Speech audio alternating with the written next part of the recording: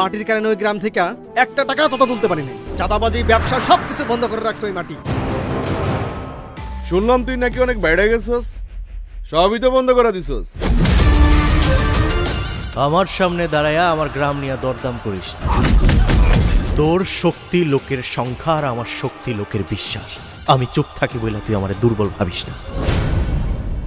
এই যে মাটির মানুষ, চুপচাপ ওষুধটা খাইয়া নেন।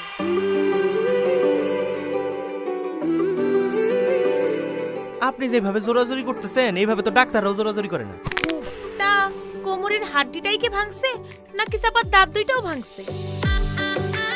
আপনার সাথে তো পরিচিত হইলাম না। আমার নাম ফুল। সুন্দর মানুষের নাম ফুল না হয় তো ভুল। কাল মেলায় লাল জামাটা পইরা যায়। মাটির মানুষ লাল রংটা কিন্তু ভালোই বুঝে।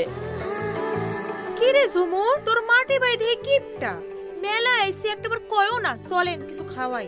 এই যে বৈশা বৈশা কার কথা ভাবতেছোস?